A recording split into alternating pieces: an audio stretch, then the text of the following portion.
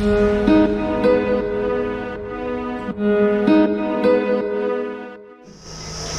we will discuss gravitational potential difference. Then we will derive the relation between gravitational potential difference and electric field, gravitational field intensity. After that we will define escape velocity and we will derive different expressions for the escape velocity. Now first let us discuss what is the gravitational potential difference. Gravitational potential difference. देखो भाई, suppose यहां पर मेरे पास एक body है जिस body का centre O है, मास है m. मेरे पास एक बॉडी है, इस बॉडी का सेंटर O है और इस बॉडी का मास क्या है, m. नाउ इस बॉडी के इर्द गिर्द इस बॉडी का ग्रेविटेशनल फील्ड होगा. क्या होगा? Gravitational field. इस बॉडी के इर्द गिर्द इस बॉडी का ग्रेविटेशनल फील्ड होगा. ठीक है ना? सपोज इसके ग्रेविटेशनल फील्ड में मैंने एक पॉइंट लिया E. मैंने एक पॉइंट लिया E. A is a point in the gravitational field of a body of mass m. ठीक है? Now, जो इस पॉइंट A पे ग्रेविटेशनल पोटेंशियल होता है, ग्रेविटेशनल पोटेंशियल जो पॉइंट A पे होता है, वो होता है, हमने डिफाइन किया, work done in moving a body of unit mass from infinity to point A. जो पॉइंट A पे ग्रेविटेशनल पोटेंशियल होता है, मैंने डिफाइन भी किया है. मैंने वहां पर बताया था आपको, the amount of work done in bringing a body of unit mass from infinity to that point. जो पॉइंट A है, इस पॉइंट A पे जो ग्रेविटेशनल पोटेंशियल होगा वो होगा work done in moving a body of unit mass from point infinity to point A. Suppose जो point A पे ग्रेविटेशनल पोटेंशियल होगा वो होगा U1. ठीक है? या ये U1 होगा या उसको लिखेंगे हम that is V1. That is V1. इसी तरीके से यहां पर मैं इस ग्रेविटेशनल फील्ड में दूसरा पॉइंट लूंगा. ठीक है? उस पॉइंट का नाम मैं B रखूंगा. जो पॉइंट B पे ग्रेविटेशनल पोटेंशियल होगा वो होगा work done in bringing a body of unit mass from infinity to point B. तो यहां पर जो ग्रेविटेशनल पोटेंशियल मैं लूंगा वो लूंगा मैं V2. मुझे पता है जितना मैं मास से दूर चलूंगा क्योंकि मुझे पता है ग्रेविटेशनल पोटेंशियल के लिए मैंने निकाली है एक्सप्रेशन, वो होता है -gmm डिवाइडेड बाय r. जितना मैं यहां दूर जाऊंगा, ठीक है ना, उतना ये लेस नेगेटिव बनेगा, यानी ये इंक्रीज होगा. ग्रेविटेशनल पोटेंशियल जो होगा इंक्रीज होगा जितना मैं इस सोर्स मास से दूर चलूंगा. और मुझे पता है जब मैं इन्फिनिटी पे पहुंच जाऊंगा, इन्फिनिटी पे जो ग्रेविटेशनल पोटेंशियल होगा वो होगा 0. ठीक है ना? इसका मतलब है पॉइंट बी पे ज्यादा ग्रेविटेशनल पोटेंशियल होगा, पॉइंट ए पे ग्रेविटेशनल पोटेंशियल कम होगा. ठीक है ना? पॉइंट बी पे ज्यादा होगा, पॉइंट ए पे क्या होगा? कम. क्योंकि पॉइंट बी जो है वो सोर्स मास से दूर है, पॉइंट ए जो है वो सोर्स मास के नजदीक है. जितना हम दूर जाएंगे सोर्स मास से उतना ग्रेविटेशनल पोटेंशियल क्या होगा? ज्यादा होगा. जो इन दो पोटेंशियल्स के दरमियान डिफरेंस होगी, उसी डिफरेंस को हम कह सकते हैं gravitational potential difference. Gravitational potential difference can be defined in this way. It is the difference between the gravitational potentials, because at different points we have different gravitational potentials. If we take calculate the different potentials and then find the difference between any two gravitational potentials, we can get the gravitational potential difference between these points. ठीक है ना? दूसरी definition भी हम इसको देंगे. Gravitational potential difference जो है, एक तो है it is the difference between the gravitational potentials. हम लिखेंगे V2 minus V1. That is the gravitational potential difference, because that is the gravitational potential at B minus gravitational potential at A. Minus means difference. ठीक है ना? दूसरी definition भी देते हैं हम ऐसे कहते हैं, gravitational potential difference is defined as the work done in moving a body of unit mass. In moving a body of unit mass from one point to another point. Suppose हमारे पास ये point A है, हम एक unit mass को move करेंगे from point A to point B. जब हम unit mass को मूव करेंगे from point A to B, हमें काम करना है किसके खिलाफ? ग्रेविटेशनल फोर्स के खिलाफ. ये वर्क जो हम करेंगे in moving a body of unit mass from one point to another point in the gravitational field, that is also called as gravitational potential difference. बच्चों देखो, ये पॉइंट ए है, सपोज इस पॉइंट पे यूनिट मास है, उस unit mass को ये मास अट्रैक्ट करेगी अपनी तरफ, it will attract that unit mass, ठीक है ना, by a gravitational force. Gravitational force इस साइड में होगा। अगर मुझे अब यूनिट मास यहां से यहां देना है, मुझे काम करना है किसके खिलाफ? ग्रेविटेशनल पोटेंशियल, ग्रेविटेशनल फोर्स के खिलाफ। ये जो काम मैं करूंगा ग्रेविटेशनल फोर्स के खिलाफ, in order to move a body from one point to another point in a gravitational field, उसी काम को हम क्या कहते हैं? Gravitational potential difference. आप ऐसे कह सकते हो, the gravitational potential difference between 2 points in the gravitational field is defined as the work done against what force? Gravitational force in moving a body of unit mass from one point to another point. ठीक है? अब हम यहां पर relation निकालेंगे। एक important relation है, relation between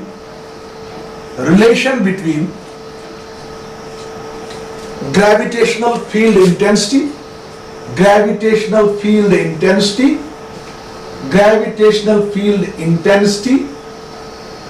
and gravitational potential difference. Gravitational potential difference. हम इन दो के दरमियान रिलेशन निकालेंगे। किस किस के दरमियान रिलेशन निकालेंगे? रिलेशन बिटवीन, शाबाश, gravitational field intensity and gravitational potential difference. देखो बच्चों, सपोज मेरे पास एक मास है, ठीक है ना, इस मास का जो सेंटर है वो है O, और इस मास की जो, इस बॉडी की जो मास है वो है M। मेरे पास एक बॉडी है जिस बॉडी का सेंटर O है और जिस बॉडी का मास क्या है? M। इस मास के इर्द गिर्द ग्रेविटेशनल फील्ड होगा, ठीक है ना। सपोज इसके ग्रेविटेशनल फील्ड में मेरे पास दो पॉइंट्स है, एक पॉइंट है A और दूसरा पॉइंट है B। In its gravitational field, I have 2 points A and B. मैं ऐसे कहूंगा, let A and B be 2 points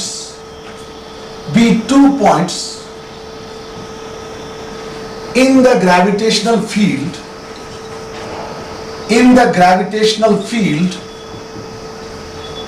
of a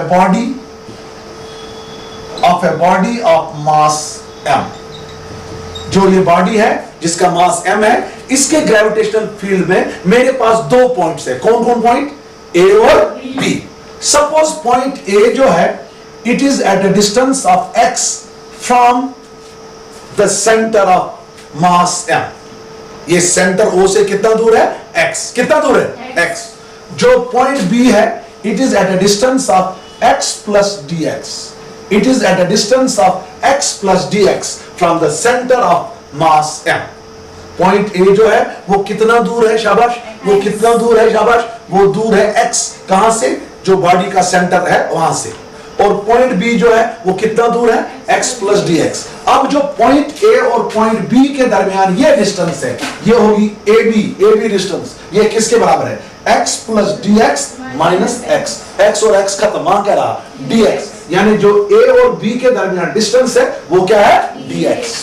वो dx है। हम इस dx को वेक्टर भी ले सकते हैं, क्योंकि ये जो है ये डिस्प्लेसमेंट है। इस x को भी हम वेक्टर ले सकते हैं, इस x को भी हम वेक्टर ले सकते हैं, इसको भी वेक्टर ले सकते हैं, इसको भी वेक्टर ले सकते हैं, ठीक है ना, ठीक है ना।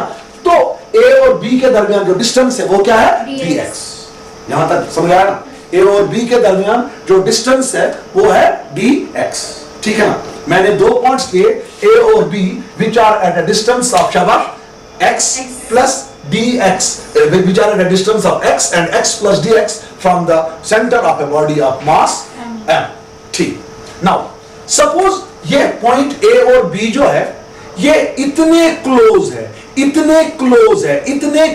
है कि इन दोनों के दरमियान जो ग्रेविटेशनल फील्ड इंटेंसिटी है वो है same, and that is equal to E। Suppose ये पॉइंट्स A और B जो है ये इतने नजदीक है कि जो इन दो पॉइंट्स के दरमियान ग्रेविटेशनल फील्ड इंटेंसिटी है दैट इज इक्वल। चूंकि आपको पता है जो ग्रेविटेशनल फील्ड इंटेंसिटी है वो वेरिएबल है, because that varies with the distance. क्योंकि that depends upon the force, gravitational force. क्योंकि ग्रेविटेशनल फोर्स जो है वो वेरिएबल फोर्स, लिहाजा हर एक पॉइंट पे ग्रेविटेशनल फील्ड इंटेंसिटी सेम नहीं होगा। क्यों नहीं सेम होगा? क्योंकि हर एक पॉइंट पे जो ग्रेविटेशनल फोर्स होगा वो सेम नहीं होगा। जितने पॉइंट्स मास के करीब होंगे ग्रेविटेशनल फोर्स ज्यादा होगा, जो पॉइंट्स इस मास से दूर होंगे वहां पर ग्रेविटेशनल फोर्स क्या होगा? कम, because gravitational force is inversely proportional to the square of the distance. Increase in distance, increase the force. Decrease in distance, decrease the force. Now, चूंकि gravitational field intensity जो है वो force dependent है, जब force हमारा variable है, ठीक है ना, तो intensity भी variable होगी। लेकिन हम यहाँ assume करते हैं कि जो point A और B है ये इतने नजदीक है, इतने नजदीक है कि इनके इन दोनों points पे जो gravitational field intensity है वो है same and that is equal to E। ठीक है ना? Now, by definition E की डेफिनेशन आपको पता है, E होता है बराबर gravitational force F exerted by a unit mass at point A or B, at point A or B। Now E जो है ये है ग्रेविटेशनल फोर्स, ठीक है ना, जो एक यूनिट मास को एक्सर्ट होगा इधर एट पॉइंट ए और एट पॉइंट बी। चूंकि मैंने कहा दोनों पॉइंट्स पे जो इलेक्ट्रिक फील्ड इंटेंसिटी है, ग्रेविटेशनल फील्ड इंटेंसिटी है वो है सेम, तो इसीलिए चाहे मैं मास को यहां रखूंगा चाहे मैं मास को यहां रखूंगा, जो वो फोर्स एक्सपीरियंस करेगी, जो वो ग्रेविटेशनल फोर्स एक्सपीरियंस करेगी, वही ग्रेविटेशनल फोर्स किसके बराबर होता है? Gravitational field intensity. मैंने लिखा E जो है by definition E is equal to gravitational force experienced by, exerted नहीं, experienced by a unit mass at point A or point B। और ये जो gravitational force होगा इसकी डायरेक्शन जो होगी that will be towards the source mass, that will be towards the body of mass m। तो यहां पर मैंने यूनिट मास रखा, ठीक है ना, किस पॉइंट पे? पॉइंट ए पे, तो पॉइंट ए पे जो आपने यूनिट मास रखा, इस यूनिट मास पे इस मास ने जो ग्रेविटेशनल फोर्स एक्सर्ट किया वो फोर्स क्या है? F। और इस फोर्स की डायरेक्शन कहां होगी? That will be towards the bigger mass, that will be towards the source mass. और जो इलेक्ट्रिक फील्ड इंटेंसिटी यहां पर होगी उसकी डायरेक्शन भी होगी टुवर्ड्स द सोर्स मास, ठीक है ना, टुवर्ड्स द सोर्स मास, उसकी भी डायरेक्शन यही होगी towards the source mass, means वो मास जो ग्रेविटेशनल फील्ड बनाती होगी। नाउ मुझे ग्रेविटेशनल पोटेंशियल डिफरेंस मैंने अभी पढ़ा, वो वर्क जो मैं करूंगा ग्रेविटेशनल फोर्स के खिलाफ in moving a body of unit mass from one point two, suppose मैं यहां पर बॉडी को लूंगा कहां से? From point A to point B. ये पॉइंट्स जो है they are very close to each other, ठीक है ना। अगर मुझे अब यूनिट मास देनी होगी from point A to B, मुझे किसके खिलाफ काम करना है? ग्रेविटेशनल फोर्स के खिलाफ काम करना है, क्योंकि ग्रेविटेशनल फोर्स जो है वो यूनिट मास को यहां खींच रहा है, ठीक है ना। मुझे यूनिट मास को यहां लेना है, तो मुझे इस फोर्स के खिलाफ क्या करना है? भाई? काम, ठीक है ना। मैं लिखूंगा dW is equal to work done against the gravitational force, F in moving a body of unit mass from point A to point B, through a distance dx, क्योंकि पॉइंट ए और बी के दरमियान जो displacement है वो कितना है? dx। तो dw मैंने काम किया in order to move a body of unit mass from point A to B through a distance dx, ठीक है ना। Therefore by definition of work dw आपको पता है वो होता है f डॉट dx, dw होगा f डॉट dx। dw किसके बराबर है? शाबाश, f डॉट dx। इसको डॉट प्रोडक्ट हटा दो भाई, ये क्या बनेगा? शाबाश, ये बनेगा dw is equal to f dx cos theta. ये बनेगा dw is equal to f dx cos theta. Theta जो है वो है angle between f and dx। यहां देखो f इस साइड में है, dx इस साइड में है, वेक्टर एफ कहां पर है? इस साइड में, टुवर्ड्स लेफ्ट। वेक्टर dx कहां है? Towards right. तो ये अपोजिट वेक्टर्स है, इनके दरमियान जो एंगल होगा वो कितना होगा? 180। ठीक है ना? यहां पर आपका थीटा जो है दैट इज 180। क्यों थीटा 180 है? क्योंकि f and dx are opposite. f and dx are opposite. f जो है f is towards the mass m, ठीक है ना? while dx is from point A to B, that is opposite to mass m, ठीक है ना? तो यहां पर थीटा का वैल्यू दे दो, थीटा का वैल्यू दे दो, क्या निकलेगा आपको? शाबाश, dw निकलेगा आपको f dx cos of 180 degree. आपको निकलेगा dw is equal to f dx into cos of 180 होता है -1, तो आपको dw निकलेगा बराबर माइनस एफ dx। आपको dw निकलेगा बराबर माइनस एफ dx, चूंकि cos 180 जो है वो है -1, वो है -1, तो आपको ये dw निकलेगा माइनस एफ dx। मगर जो f मेरा है वो किसके बराबर है? E के बराबर। वो बताया है पहले, f किसके बराबर है? E के बराबर। But f is equal to E, चूंकि ग्रेविटेशनल फील्ड इंटेंसिटी जो है वो है force experience by what mass? Unit mass, ठीक है ना? At that point. तो f का वैल्यू दे दो। जब आप f का वैल्यू देंगे, जरा बेटा क्या निकलेगा आपको? dw, शाबाश शाबाश शाबाश, आपको निकलेगा dw इज इक्वल टू शाबाश माइनस E dx, और आप ऐसे लिखेंगे minus E is equal to dw by dx, और आप ऐसे लिखेंगे E is equal to minus dw by dx, ठीक है? Minus dw by dx। मगर ये dw आपने क्या किया? ये आपने काम किया in moving a body of unit mass from point A to point B, and by definition this work done in moving a body of unit mass from point A to B against the gravitational force, this is called as gravitational potential difference। जो आज पढ़ा है मैंने, work done in moving a body of unit mass from one point to another point in a gravitational field, that's called gravitational potential difference। but ये जो dw है, dw जो है इसको हम कहते हैं, dw जो होता है बराबर dv। What is dv? Gravitational potential difference. Gravitational potential difference जो dw है बेटा, ये किसके बराबर है? dv by definition. मैंने आज ही बताया ग्रेविटेशनल पोटेंशियल डिफरेंस है work done in moving a body of unit mass from one point to, यहां पर dw है वर्क डन यूनिट मास देने के लिए from point A to B, लिहाजा ये होगा gravitational potential difference between point A and B। तब क्या बनेगी अब वो इक्वेशन? शाबाश, ये बनेगा E इज इक्वल टू, बोल दे रहे हो, E इज इक्वल टू शाबाश माइनस dw के बदले क्या लिखूंगा? dv divided by dx। मुझे निकला E is equal to minus dv by dx। This is the required relation. ये जो है this is the required relation. E जो होता है minus times dv by dx। E है electric field intense, gravitational field intensity, dv जो है ये है ग्रेविटेशनल पोटेंशियल डिफरेंस। देखो मेरे बच्चों, ये dv बाई dx जो होता है, what is dv? dv is change in gravitational potential. Change in gravitational potential मैंने आपको बताया। पोटेंशियल डिफरेंस जो होता है वो होता है change in potential, difference in potential.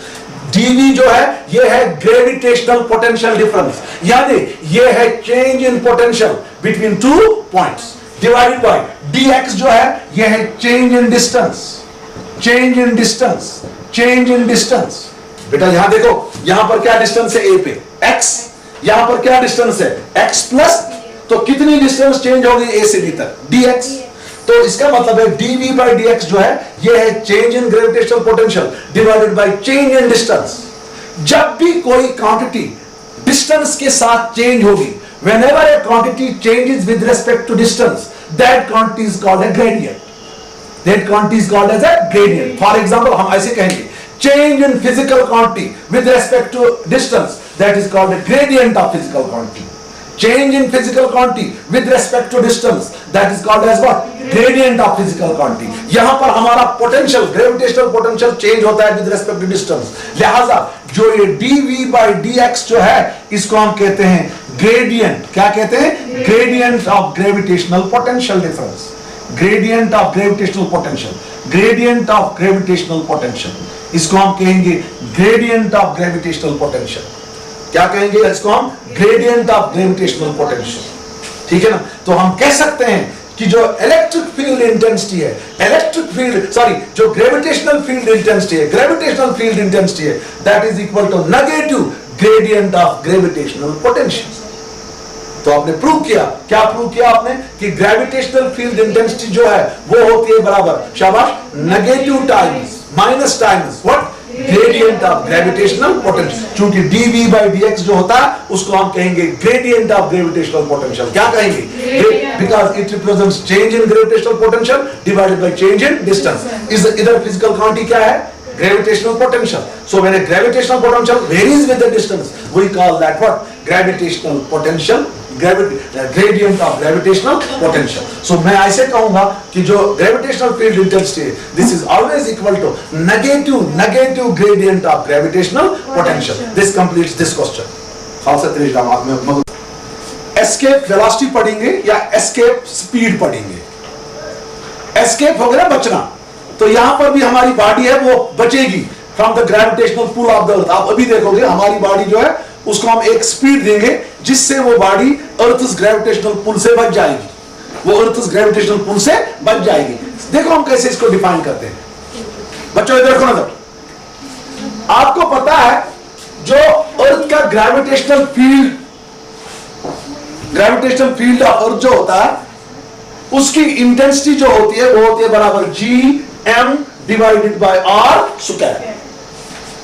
मैंने आपको बताया जो हमारा अर्थ है, थ्योरेटिकली जो अर्थ का ग्रेविटेशनल फील्ड है वो इन्फिनिटी तक है। क्या है? इन्फिनिटी। अगर हम लेंगे ये अर्थ की gravitational field intensity E is equal to Gm divided by R square.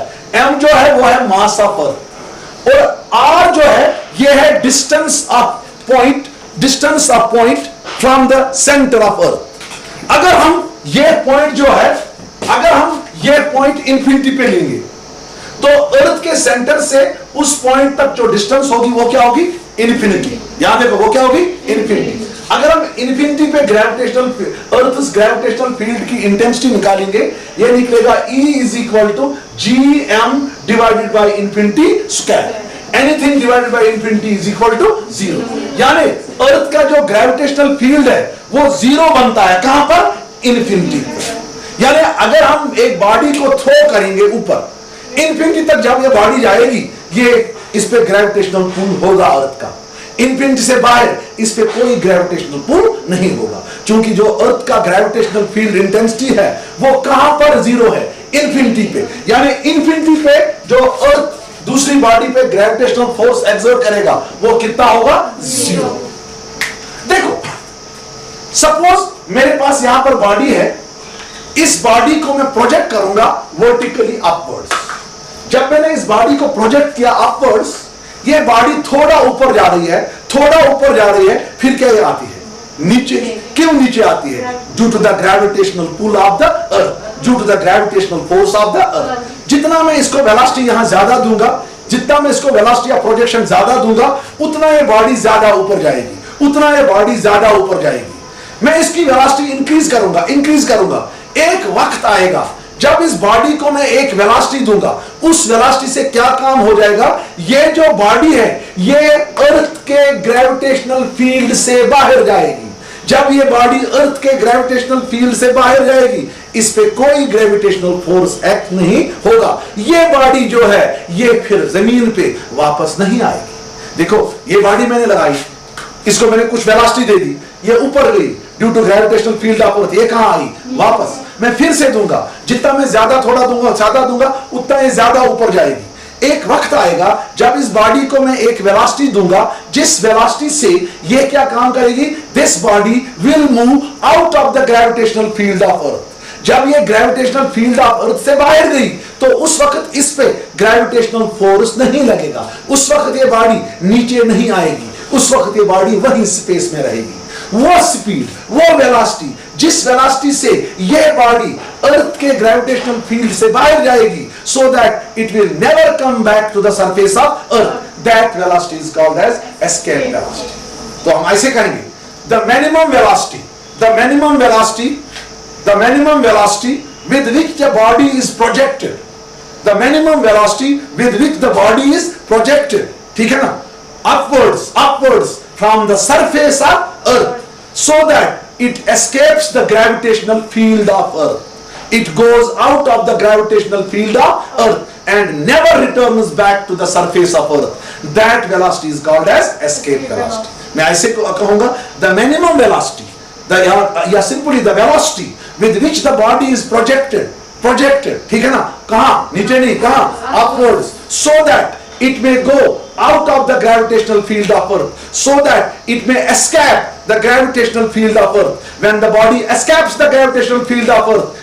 it doesn't come back, because after escaping the gravitational field of earth, no gravitational force acts on the body, ठीक है ना। जब body gravitational field से बाहर जाएगी, ये body वापस जमीन पे नहीं आएगी, तो वो वेलोसिटी जो बॉडी में मैंने उस वक्त दे दी, उस वेलोसिटी को हम क्या कहेंगे, एस्केप वेलोसिटी। कैसे लिखेंगे आप इम्तिहान में, the minimum velocity with which the body is projected vertically upwards, with which the body is projected upwards, so that it escapes the gravitational field of earth and never returns back to the surface of earth, that velocity is called as escape velocity of a body।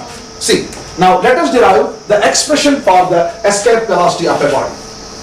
देखो बच्चों, यहां पर हम assume करेंगे कि हमारा अर्थ जो है वो एक परफेक्ट स्फीयर है। Let us assume that our earth is a perfect sphere having center O and radius R। मैंने suppose assume यहां किया कि my earth is a perfect sphere, otherwise earth is not a sphere। My earth is a perfect sphere having radius R and center O। Suppose जो earth की mass है that lies at its center, ठीक है ना, that is concentrated at its center। Now this point is on the surface of the earth, है ना, this point is on the surface of the earth। Suppose यहां पर इस अर्थ के इर्द गिर्द क्या होगा, इसका ग्रेविटेशनल फील्ड वो कहां तक होगा, इन्फिनिटी तक, क्योंकि मैंने बोला अर्थ ग्रेविटेशनल फील्ड कहां तक एक्सटेंड होता है, इन्फिनिटी तक। यहां देखो, सपोज यहां अर्थ के ग्रेविटेशनल फील्ड में एक पॉइंट है P which is at a distance R from the center of the earth, which is at a distance R from the center of the earth। Suppose P जो है ये एक point है अर्थ के gravitational field में, जो अर्थ के सेंटर से कितना दूर है, R, ठीक है ना। सपोज इस पॉइंट पे मैंने एक बॉडी रखी जिस बॉडी का मास क्या है, m, ठीक है ना। तो अर्थ का जो ग्रेविटेशनल फील्ड होगा that will be up to what, शाबाश, that will be up to what, infinity। यहां इंफिनिटी तक अर्थ का ग्रेविटेशनल फील्ड होगा, क्योंकि इंफिनिटी पे ग्रेविटेशनल फील्ड इंटेंसिटी 0 होगी, ठीक है। अब देखो, मैंने एक बॉडी ले ली जिस बॉडी का मास जो है वो है m, इस बॉडी को मैंने रखा पॉइंट P पे, ठीक है ना। ये जो पॉइंट P है ये अर्थ के सेंटर से कितना दूर है, R, स्मॉल r। नाउ जब मैं इस बॉडी को पॉइंट P पे रखूंगा, इस बॉडी पे ये अर्थ जो है ये ग्रेविटेशनल फोर्स एक्सर्ट करेगा। वो ग्रेविटेशनल फोर्स की डायरेक्शन जो होगी that will be towards the center of the earth। What will be that gravitational force? That force will be F is equal to G capital M small m divided by R square। इसको रखूंगा मैं equation number first. It will be directed towards the center of earth, directed towards the center of earth। देखो बच्चों, मैंने एक body ले ली जिसका मास m है, इस बॉडी को मैंने रखा किस पॉइंट पे, पॉइंट P पे, ठीक है ना। पॉइंट P पे जब मैंने इसको रखा, इस पे अर्थ क्या काम करेगा, इस पे अर्थ एक ग्रेविटेशनल फोर्स एक्सर्ट करेगा, and as per Newton's law of gravitation वो फोर्स किसके बराबर होगा, F is equal to G m1 के बदले कैपिटल M, m2 के बदले स्मॉल m, और डिस्टेंस उनके दरमियान क्या है, r। मुझे एस्केप वेलोसिटी निकालनी है। एस्केप वेलोसिटी से मैं क्या काम करूंगा, बॉडी को मैं प्रोजेक्ट करूंगा, ठीक है ना, अपवर्ड्स, सो दैट वो अर्थ के ग्रेविटेशनल फील्ड के बाहर जाएगी। यानी मुझे उस बॉडी को लेना है अर्थ के सरफेस से कहां तक, इन्फिनिटी तक। सपोज यहां P के करीब एक और पॉइंट है, उसका मैं नाम रखूंगा Q। सपोज ये पॉइंट क्यू जो है it is at a distance of D R from point P, ठीक है ना। मैं यहां लूंगा ऐसे कि let there be another point Q, ठीक है ना, in the gravitational field of earth, ठीक है ना, which is very close to point Q at a distance of dr from, which is very close to point P at a distance of dr from point P. मैं पहले देखूंगा मुझे कितना काम करना पड़ेगा in order to move this body of mass m from point P to Q. क्योंकि जैसे ही मैं बॉडी को P से Q तक लूंगा, ग्रेविटेशनल फोर्स इसको कहां खींचेगा? नीचे, वो इसको जाने नहीं देगा। अब वो ग्रेविटेशनल फोर्स खत्म करने के लिए मुझे क्या करना है? काम, ठीक है ना। मैं ऐसे लिखूंगा dw is equal to small amount of work done, small amount of work done in moving a body from point P to Q, from point P to Q through a small distance dr, through a small distance dr against the gravitational force, against the gravitational force, against the gravitational force.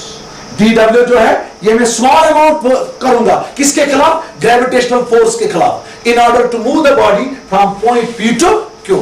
क्योंकि जब मैं body को P से Q तक लूंगा, gravitational force body को कहां खींचेगा? नीचे। तो मुझे काम करना है उस ग्रेविटेशनल फोर्स के खिलाफ, ठीक है ना। Therefore, as per definition of work done, क्योंकि पॉइंट P और Q जो है ये इतने नजदीक है, इतने नजदीक है कि इनके दरमियान जो ग्रेविटेशनल फोर्स होगा जितना P पे होगा उतना Q पे भी होगा। क्योंकि हम इन पॉइंट्स को नजदीक लेते हैं सो दैट इन पॉइंट्स के दरमियान जो ग्रेविटेशनल फोर्स है वो चेंज हो जाएगा, but that change will be negligible. So we consider the constant force between P and Q।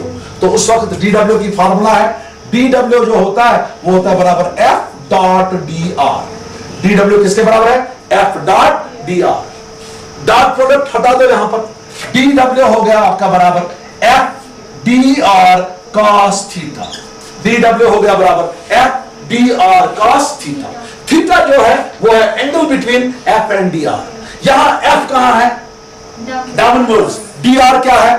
Upwards. लिहाजा F और dr के दरमियान ये एंगल जो होगा ये होगा 180, ठीक है ना। Therefore here theta is equal to 180। क्यों 180 है?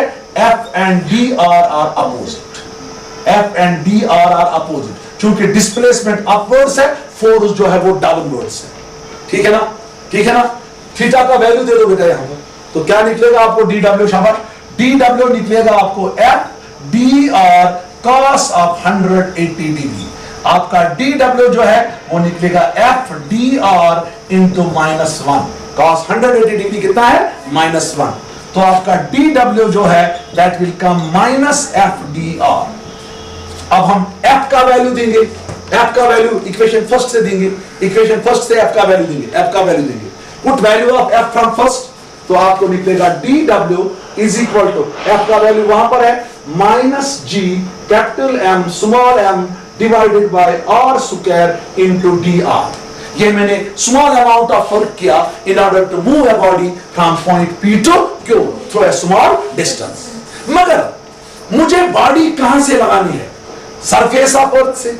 सरफेस ऑफ अर्थ पे जो इस स्मॉल r का वैल्यू कितना है? r, यानी बॉडी मुझे इस पॉइंट से फेंकनी है। इस पॉइंट पे जो इस पॉइंट और अर्थ के सेंटर के दरमियान डिस्टेंस क्या है? r। मुझे इस पॉइंट से इंफिनिटी तक बॉडी लेनी है, तो मैं टोटल वर्क कर सकता हूं, टोटल वर्क डन निकाल सकता हूं।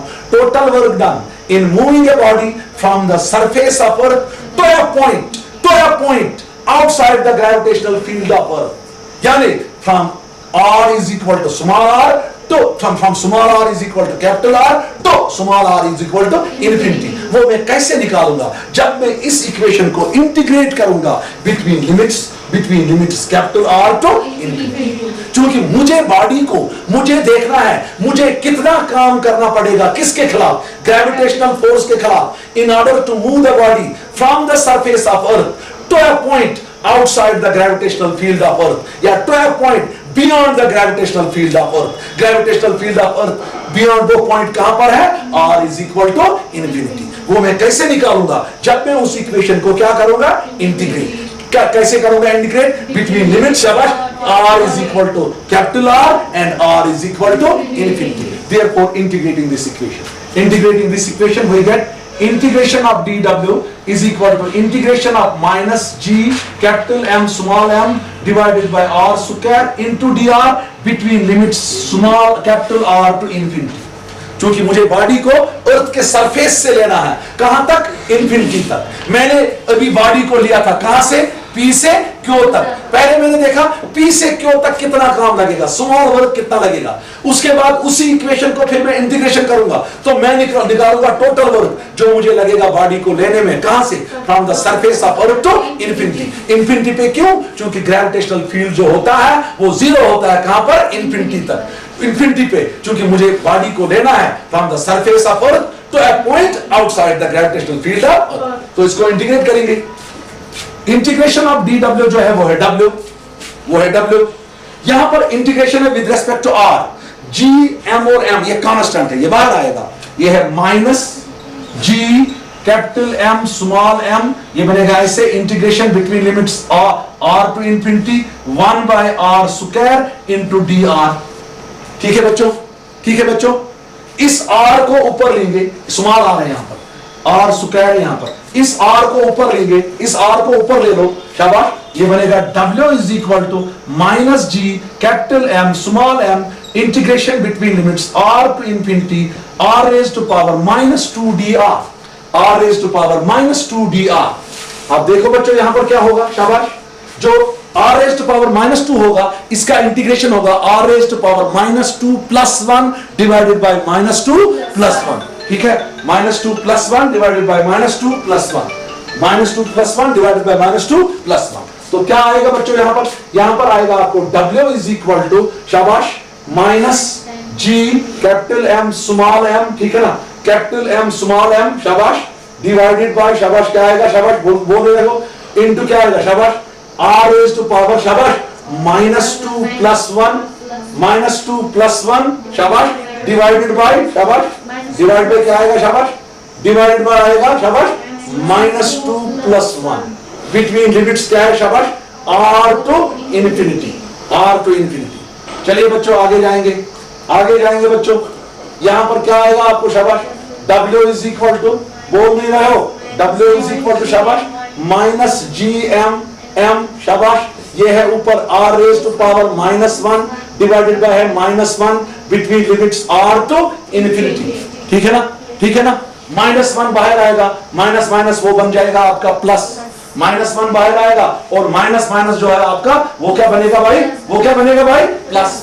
ये बनेगा w इज इक्वल टू शाबाश g capital M small m, ठीक है ना, इनटू शाबाश ब्रैकेट में आएगा r raise to power -1 between limits r to infinity.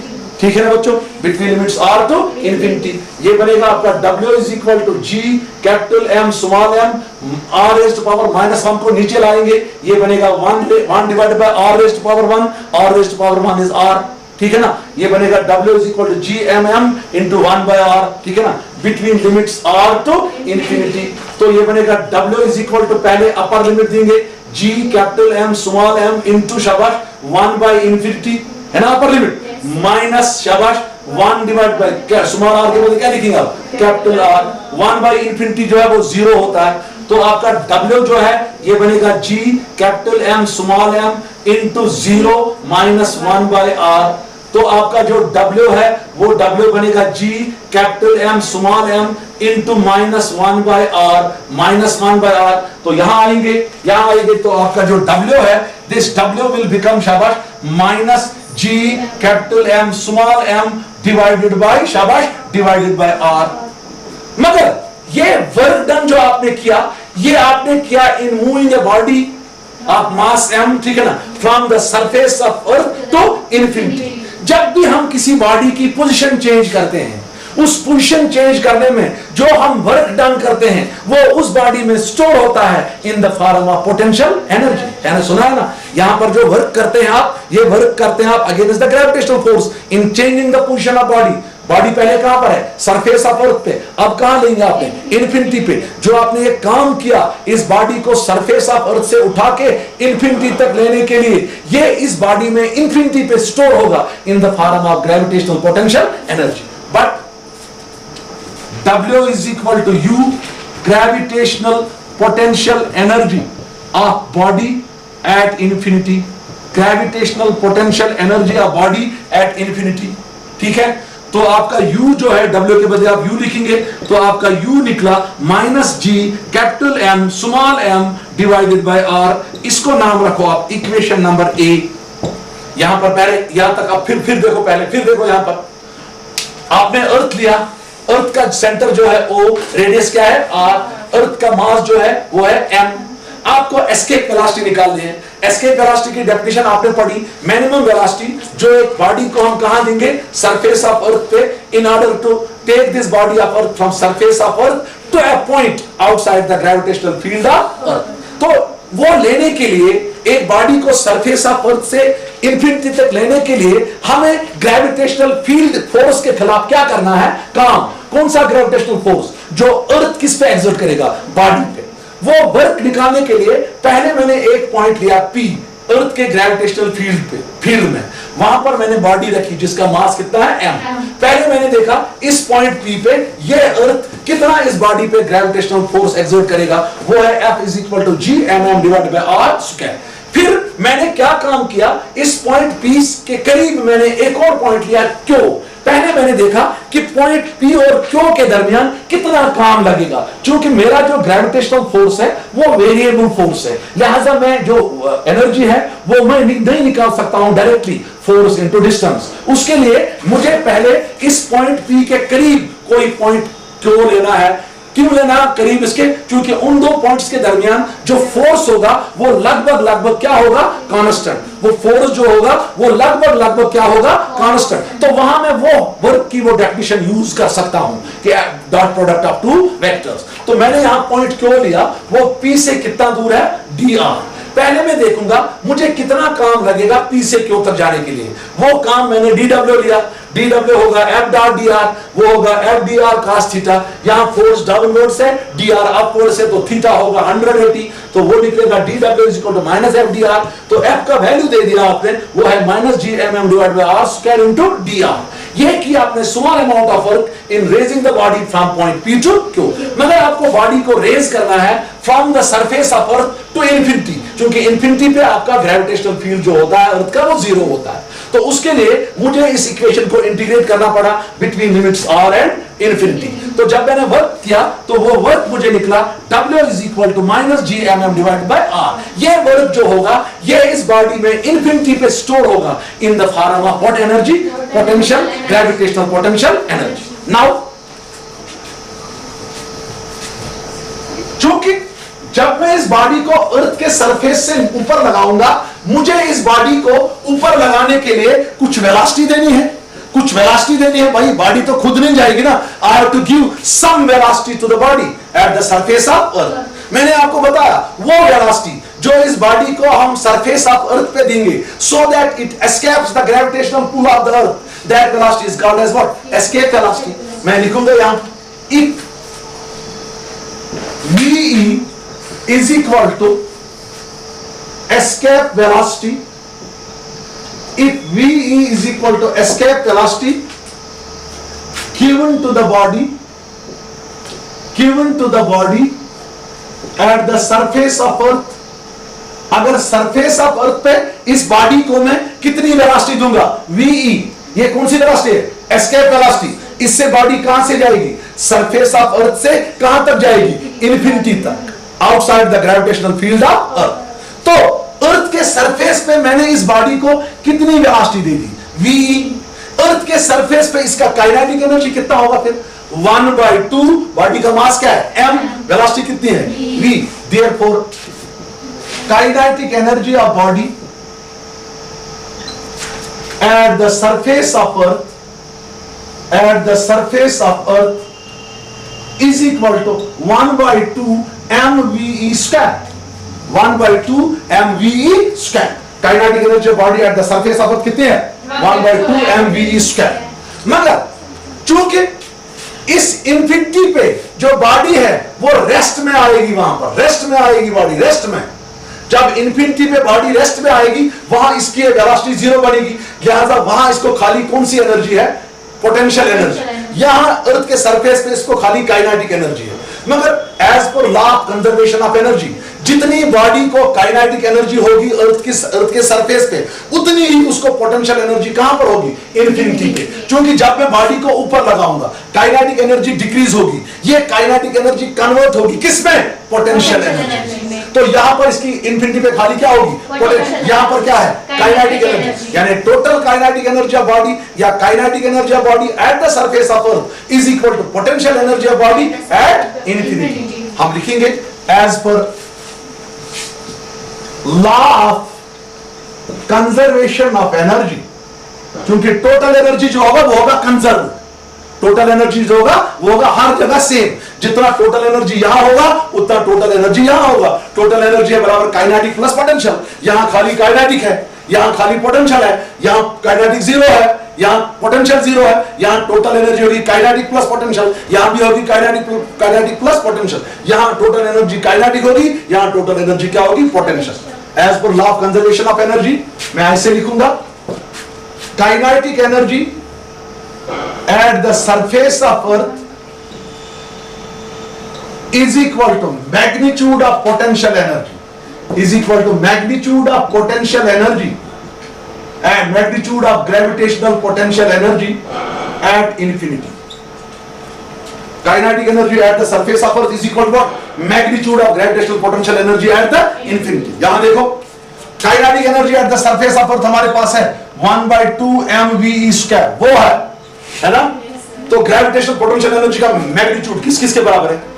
Minus, magnitude जब लेंगे तो माइनस का नहीं लेना है, क्या है? G M divided by R. ये होगा बराबर G M divided by R. ये है kinetic energy at the surface of earth, ये है पोटेंशियल एनर्जी एट इंफिनिटी। मैंने मैग्नीट्यूड लिया, मैग्नीट्यूड में माइनस साइन में नहीं लूंगा, माइनस साइन खाली दिखाता है जो फोर्स है वो ग्रेविटेशनल है। अब चलो ये एम और एम खत्म, आपको निकला 1/2 शाबाश V square is equal to G M divided by R square.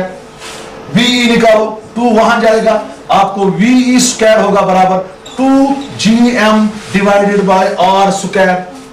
V निकला 2gm divided by R, sorry R है 2gm डिवाइडेड बाय आर, ठीक है ना? अब v निकालो, v किसके बराबर आएगा? v आएगा बराबर under root of 2gm divided by r। इसको रखो इक्वेशन v नाम। ये है एक एक्सप्रेशन एस्केप वेलोसिटी का। यहां देखो तो आपको जो एस्केप वेलोसिटी निकली, एस्केप वेलोसिटी का जो एक एक्सप्रेशन है वो निकला, आपको क्या निकला? शाबाश बोलो बेटा, क्या निकला? ve is equal to under root of 2gm divided by r। इसका मतलब है जो ये एस्केप वेलोसिटी बॉडी की होगी, यहां पर बॉडी की, यहां पर बॉडी है, ये इसका मास m है। एस्केप वेलोसिटी जो है it is independent of mass of body. क्योंकि इस एक्सप्रेशन में स्मॉल m नहीं आया, स्मॉल m किसका मास है? मास ऑफ बॉडी, ठीक है ना? कैपिटल M किसका मास है? मास ऑफ अर्थ।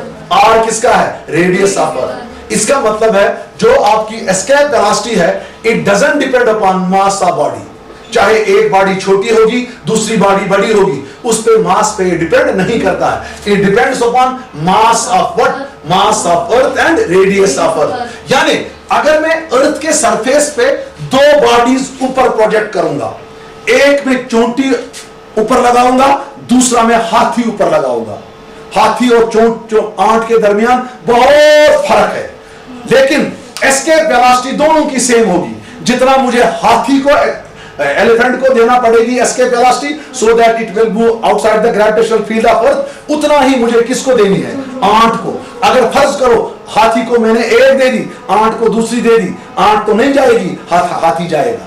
क्योंकि यहां पर जो एस्केप वेलोसिटी है वो दोनों के लिए सेम है, क्योंकि एस्केप वेलोसिटी जो है वो मास ऑफ बॉडी पे डिपेंड नहीं करता है। लिहाजा आंट और एलिफेंट बोथ में हैव सेम एस्केप वेलोसिटी। एक एक्सप्रेशन निकाला मैंने एस्केप वेलोसिटी का, v is equal to under root of 2gm divided by r। देखो बच्चों, अगर इस अर्थ के सरफेस पे acceleration due to gravity g है, तो आपको स्मॉल जी और कैपिटल जी के दरमियान रिलेशन पता है। स्मॉल जी होता है बराबर G M divided by R square. अगर अर्थ के सरफेस पे acceleration due to gravity g है तो जी किसके बराबर होता है? G M divided by R square. G M का वैल्यू निकालो, ये निकलेगा g R square is equal to G M. ठीक है, जी एम का वैल्यू उठाओ और इस इक्वेशन में सबस्टिट्यूट करो, शाबाश। ये निकलेगा VE is equal to under root of शाबाश 2gr square divided by R. ये आर और ये एक आर कैंसल, तो आपको यहां एस्केप वेलोसिटी का एक और एक्सप्रेशन निकला, आपको निकला VE is equal to twice G R. इसको रखो इक्वेशन नंबर सी।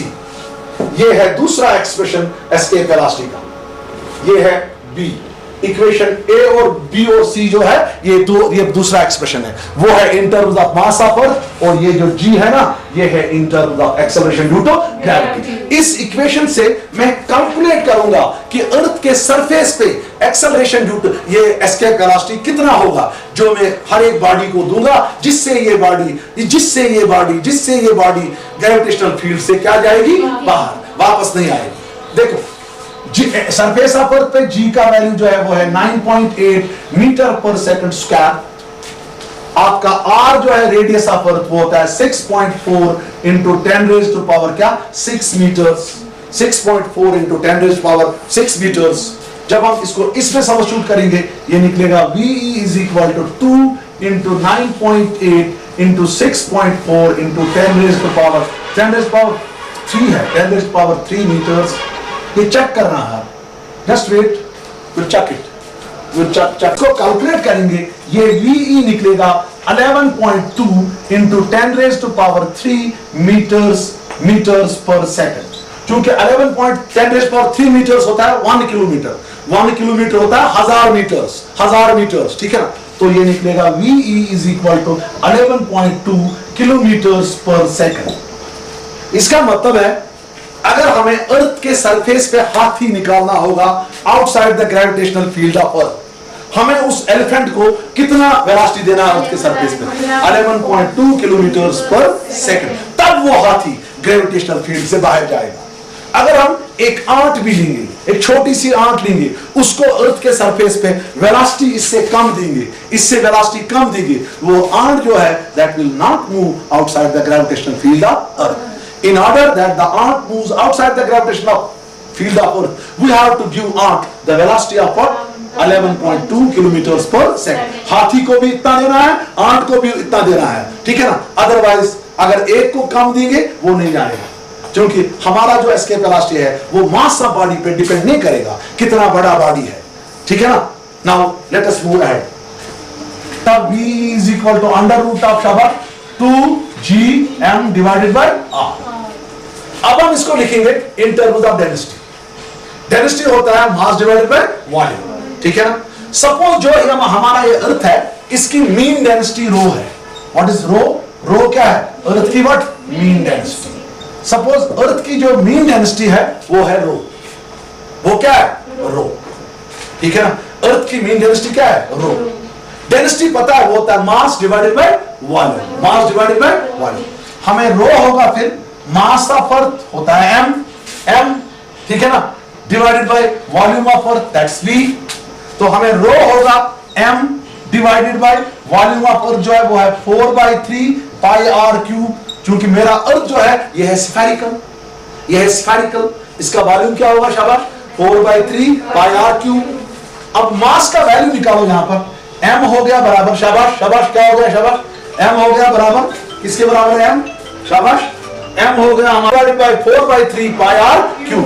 देखो मास निकालो, मास क्या आएगा आपको? शाबाश 4/3 पाई r क्यूब इंटू रो, ठीक है ना। उठाओ मास का वैल्यू इस इक्वेशन में दे दो, ठीक है। आपको क्या निकलेगा बच्चों? शाबाश आपको v निकलेगा अंडर रूट ऑफ शाबाश 2g divided by r into mass का वैल्यू 4/3 पाई r क्यूब इंटू रो, ठीक है ना। एक आर से ये आर खत्म, ठीक है ना, एक आर से ये आर खत्म, ठीक है ना, ठीक है ना। तो फिर क्या रहेगा? यहां पर आपका VE रहेगा अंडर रूट ऑफ 2 4 कितना हो गया 8/3, ठीक है ना, 8/3 pi R square into rho, 8/3 pi G R square into rho, ठीक है ना, ठीक है। ये निकला तो 7 मिनट कर पाऊंगा मैं जितने जाऊंगा। This represents escape velocity in terms of density, in terms of देखो 8/3 पाई जी आर कांस्टेंट है, कांस्टेंट है ये, है ना। इसका मतलब है एस्केप वेलोसिटी जो है that is inverse, that is directly proportional to the square root of density of earth. Escape देखो बेटा 8/3 constant, pi constant, G constant, R square constant, जो आपका एस्केप वेलोसिटी है that is directly proportional to the square root of the distance, square root of the density. Sorry, this completes this question. Tomorrow we will discuss some more about it.